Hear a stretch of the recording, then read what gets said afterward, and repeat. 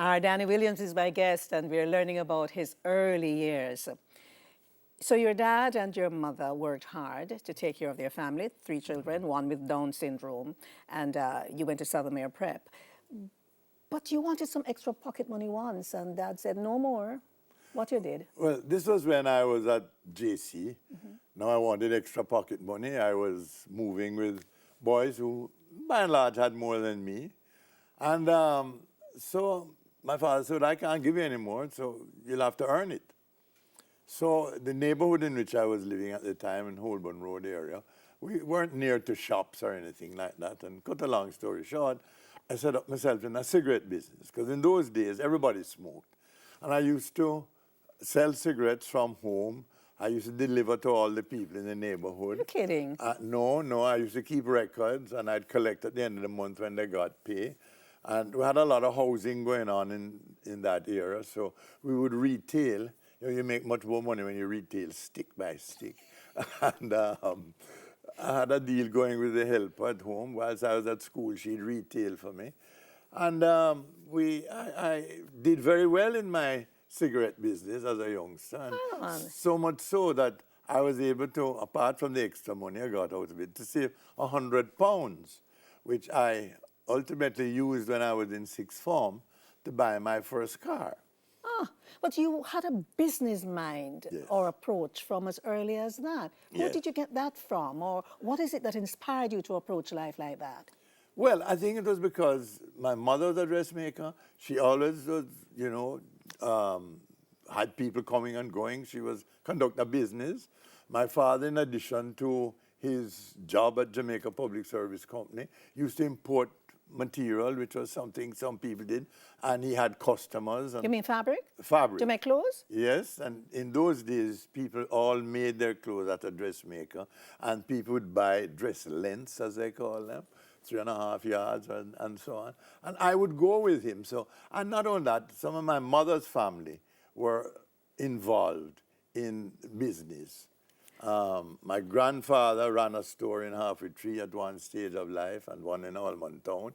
So I did have this kind of business exposure. Some of my mother's brothers were in small businesses. I find this fascinating because your mother was an Adventist, your Yes. father a Roman Catholic. Now, how did she put up with you selling cigarettes?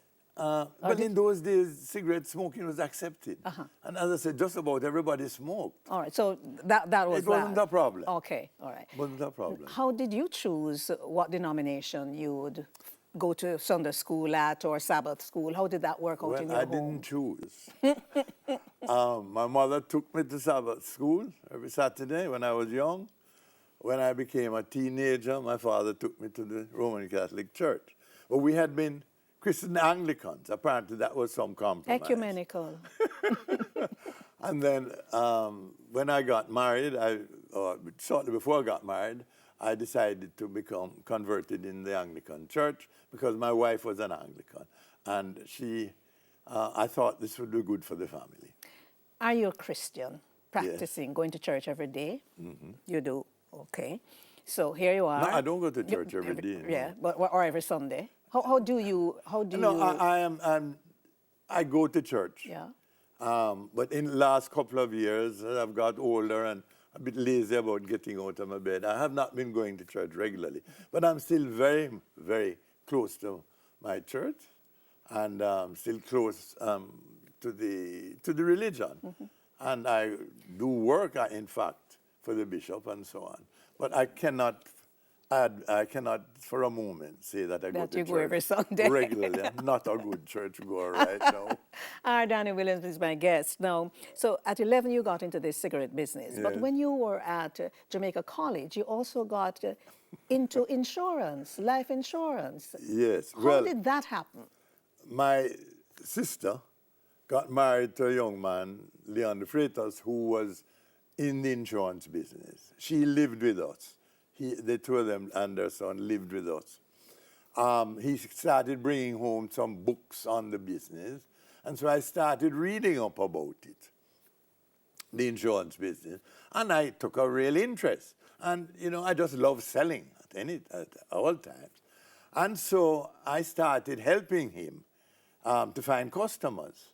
And you know, when boys were leaving school, the big thing was to get an appointment in the civil service. And when you got an appointment in the civil service, the insurance men were all around like flies to make sure they got your first sale.